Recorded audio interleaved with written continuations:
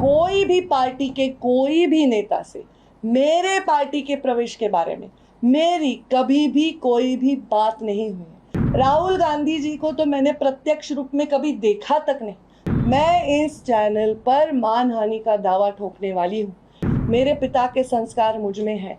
मैं किसी के पीठ में खंजीर डालने वाले रक्त मेरे खून मेरे रगों में नहीं दौड़ता। मैं पंकजा गोपीनाथ मुंडे आज पत्रकार परिषद ले रही हूँ। इसका कारण 2019 में जब से मैं चुनाव में पराभूत हुई हूँ, अनेक चर्चाओं का सामना मैंने किया है।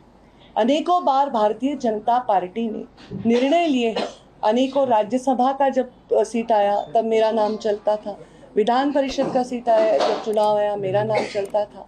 ऐसे परिस्थिति में जब जब मेरा नाम चला और मेरे बारे में निर्णय नहीं हुआ, तब कभी भी मैंने कोई जाहिर कथन नहीं किया, कभी प्रेस कॉन्फ्रेंस नहीं ली, कभी सोशल मीडिया के माध्यम से मैंने व्यक्त कोई नाराज़गी नहीं की।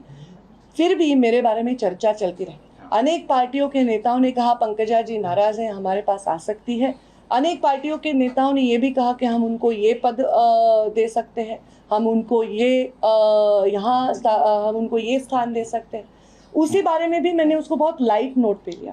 पर कल परसों जो एक न्यूज़ आई, वो न्यूज़ ऐसे कहती है कि मैं राष्ट्रीय नेता जो कांग्रेस के हैं आदरणीय राहुल गांधी और सोनिया गांधी जी से मिली हूँ। 2 बार हमारा मिलना हुआ है।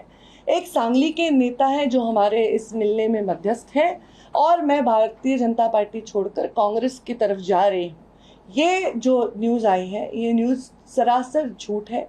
ये न्यूज़ नहीं, मैं ये आपको शपथ पूर्व ईश्वर साक्ष्य कह सकती हूँ, क्योंकि आजकल शपथ पूर्व ईश्वर साक्ष्य हर कोई शपथ लेता है, पर वो उससे कितना प्रामाणिकता से उससे जुड़ा हुआ है मैं नहीं जानती।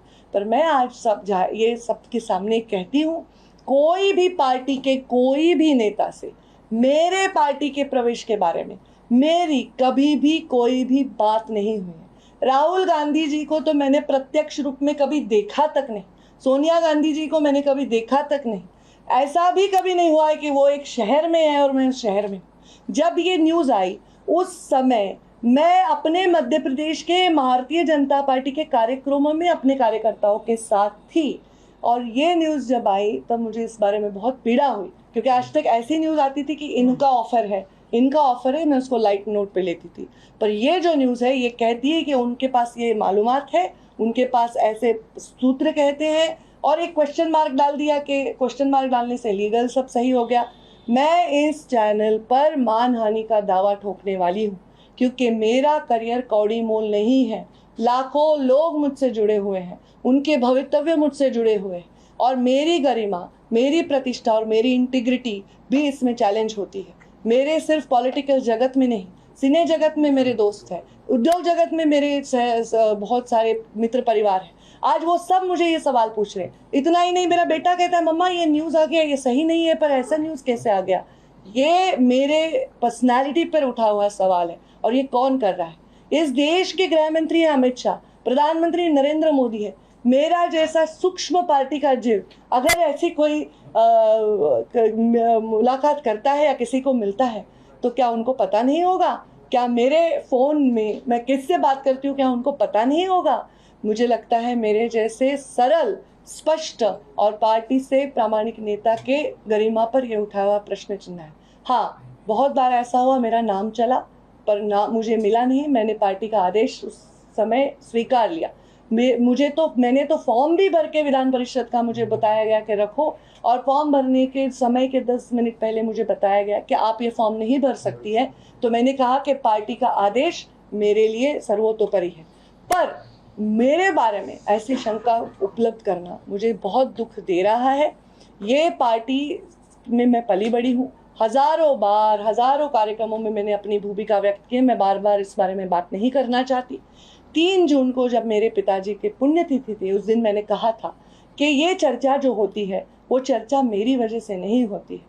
ये चर्चा पार्टी के जब कोई निर्णय होते हैं तब मेरा नाम चलता है और नहीं मिलता है, इसलिए होती है। इसका जवाब मैं नहीं दे सकती, इसका जवाब पार्टी दे सकती। पार्टी मुझे पात्र समझेगी तब मुझे अकोमोडेट करेगी, ये भी मैंने कहा है। बार बार इस बारे में मैं भाष्य नहीं करना चाहती हूँ। मैंने आज तक कभी भी किसी के वैयक्तिक जीवन में हस्तक्षेप नहीं किया, किसी के वैयक्तिक जीवन पे टिप्पणी नहीं की। कभी भी मैंने कोई धार्मिक टेढ़ बढ़ाने वाली टिप्पणी, जातीयवाद की टिप्पणी नहीं की। मैंने अपने जीवन में सिर्फ मुद्दों पर बेस्ड पॉलिटिक्स पे पूरा जोर दिया है। मेरे पिता के संस्कार मुझ में है। मैं किसी के पीठ में खंजीर डालने वाले रक्त, मेरे खून मेरे रगों में नहीं दौड़ता। खंजीर डालकर भी उसको जस्टिफाई करने वाले लोग भी आज राजनीति में हैं, पर मैं उनमें से नहीं। जब मोदी जी ने प्रधानमंत्री पद की शपथ ली थी और वो जब हमारे संसद में उस सीढ़ी पर नतमस्तक हुए थे, तब हजारों लाखों युवक सिर्फ इस देश के नहीं, दुनिया के ये सोच रहे थे कि एक अलग सरकार, एक अलग राजा, अलग प्रधानमंत्री हमें मिला है, एक ग्लोबल लीडर मिला है। आज भी यही सोच रहे होंगे। हमारी आइडियोलॉजीज़ को मैं सबसे ज़्यादा प्यार करती हूँ क्योंकि यही भारतीय जनता पार्टी के संस्कार हैं। मोदी जी का ये वाक्य, मैं खातो नहीं खावानू देतो नहीं, ये बहुत ही इम्पोर्टेंट वाक्य है। भ्रष्टाचार से राजनीति को मुक्त करने के लिए मोदी जी के कदमों को बहुत गौर से दुनिया देखती है और ये सबसे बड़ा मुद्दा है। हम राजनीति में और हमारे माध्यमों के इतने कंपटीशन में मुख्य मुद्दों से हमेशा परे चले जाते हैं। कोई एक व्यक्ति बहुत बड़ा स्टार, उसका बच्चा पकड़ा जाता है तो हम कहते हैं उसके पास ड्रग मिला। अरे पर ड्रग मिला ये फेलियर सिस्टम का है। आज हमारे बच्चे ड्रग एडिक्ट हो रहे हैं, ये फेलियर सिस्टम का है। कभी कोई अत्याचार महिला पे होता है तो उस महिला की जाति, अत्याचार करने वाले की जाति पर चर्चा होती, पर अत्याचार होना ये फेलियर भी सिस्टम का है। कोई इन्फॉर्मेशन कोई बड़ा व्यक्ति अपने पास रखता है और बोलता है मैं किश्तों में दूंगा, तो ये भी जनता के अधिकारों के ऊपर एक उसका खंडन करने जैसी बात हुई। अगर कोई व्यक्ति एक जिम्मेदार पद पर है, विराजमान है, तो उसके पास अगर कोई ऐसी इन्फॉर्मेशन है जो समाज के प्रति बहुत आवश्यक है तो उस पर उसको एक्शन लेना चाहिए, ना कि उसको किश्तों में मीडिया को बताना चाहिए। ये सब चीज़ें देखकर मैं दुखी हो गई। आज मैं रोज न्यूज़ देखती हूँ, बाला साहब ठाकरे की शिवसेना नहीं रही, शरद पवार की राष्ट्रवादी नहीं रही। मैं सोचती हूँ कल लोगों को ये कहने पर मजबूर ना करना, ये हमारा काम है कि पंडित दीनदयाल जी उपाध्याय और अटल जी की भाजपा नहीं रही, ये हमारा कर्तव्य है। मैं उस भाजपा की सदस्य थी, उस भाजपा की सदस्य हूँ और उस संस्कारों में पली बढ़ी हूँ। मेरे साथ जो हुआ वो बहुत ही मुझे दुख देता है, वेदना देता है।